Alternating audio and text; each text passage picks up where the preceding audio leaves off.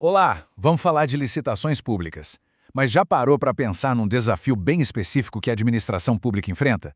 Imagina só, como é que se contrata uma coisa que ainda nem existe? Pois é, quando a solução para um problema é tão complexa que precisa ser literalmente inventada, os modelos de licitação que a gente conhece não dão conta. E é sobre a ferramenta que veio para resolver exatamente isso que a gente vai conversar hoje.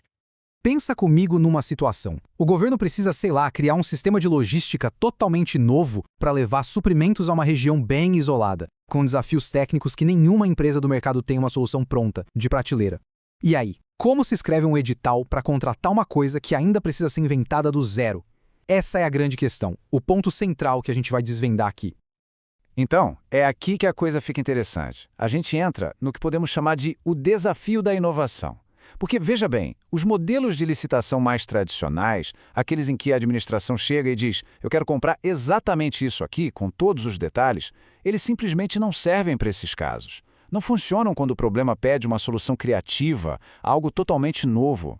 E o legal é que a nova lei de licitações, a Lei 14.133, ela já foi pensada para isso. Ela mesma já prevê essas situações. A lei descreve exatamente os cenários em que um edital comum não vai dar conta. Por exemplo, quando a solução exige uma inovação tecnológica ou técnica, ou quando as soluções que já existem no mercado precisam ser muito adaptadas, ou no caso mais extremo, quando a própria administração olha para o problema e reconhece que não consegue nem descrever com precisão as especificações técnicas do que precisa. Percebe o dilema? O ponto crucial é esse. A administração sabe o que precisa resolver, a necessidade é muito clara, mas o caminho para chegar na solução é uma incógnita. É como se existisse um buraco, uma lacuna entre o problema e a capacidade de colocar a solução no papel, num edital padrão. E foi justamente para preencher essa lacuna que criaram uma modalidade de licitação totalmente nova. E que ferramenta é essa? Bom, a solução tem nome: diálogo competitivo.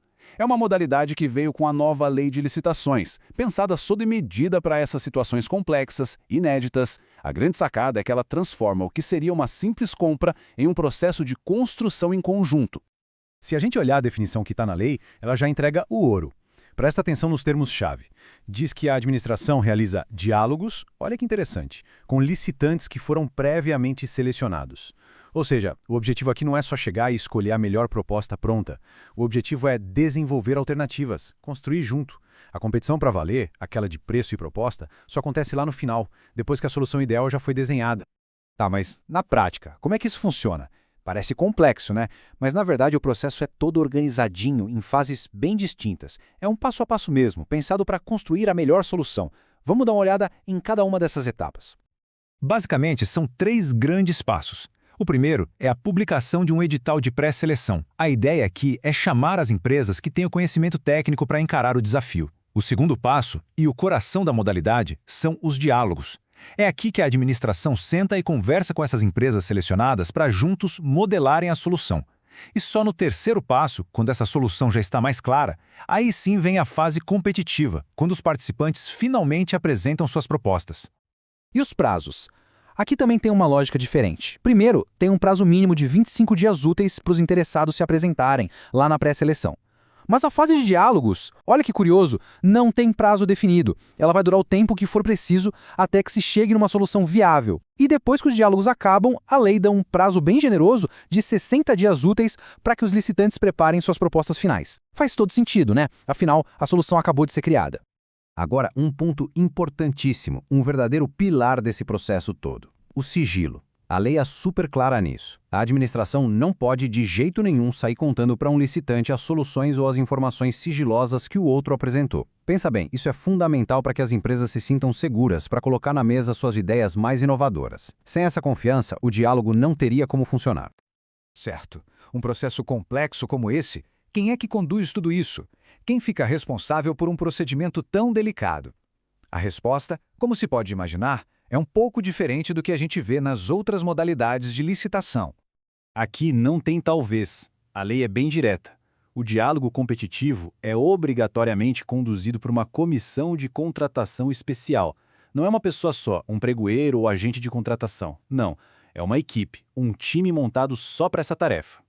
Isso já mostra o peso e a seriedade que a lei dá para essa modalidade. E essa comissão não é formada de qualquer jeito, não. Existem regras. Ela precisa ter, no mínimo, 3 membros. E atenção, esses membros têm que ser servidores efetivos ou empregados públicos permanentes. Mas a lei também é inteligente e permite que a comissão contrate profissionais de fora, especialistas, para dar um suporte técnico. É uma combinação bem interessante, a experiência de quem é de casa com o conhecimento de ponta do mercado. Ok, foi bastante informação, né? Então vamos fazer um resumo rápido, só para amarrar os pontos-chave e deixar tudo bem organizado na cabeça. Então, vamos lá, resumindo. Quando usar o diálogo competitivo? Quando a palavra-chave for inovação, adaptação ou quando for impossível definir os detalhes técnicos. Qual o objetivo? Não é simplesmente comprar algo pronto, mas sim desenvolver uma solução junto com o mercado. Quem conduz tudo isso? Uma comissão especial, obrigatória, formada por servidores. E como é a estrutura? Aquelas 3 fases que a gente viu: pré-seleção, depois os diálogos e, por fim, a competição. No fim do dia, o que a gente tem aqui é uma mudança de mentalidade, uma verdadeira quebra de paradigma. Com o diálogo competitivo, a administração pública deixa de ser apenas uma compradora e passa a ser uma parceira do mercado na busca por inovação. É uma virada de chave fundamental na maneira como o Estado pode resolver seus problemas mais difíceis. E tudo isso nos leva a uma reflexão final, né? Com uma ferramenta poderosa como essa nas mãos, que tipo de avanços o setor público pode destravar no futuro? Pensa nas possibilidades, desde projetos de infraestrutura super complexos até soluções de tecnologia, de saúde. As portas parecem estar abertas para um outro nível de desenvolvimento. Fica aí a pergunta para a gente pensar: qual será o verdadeiro potencial de tudo isso?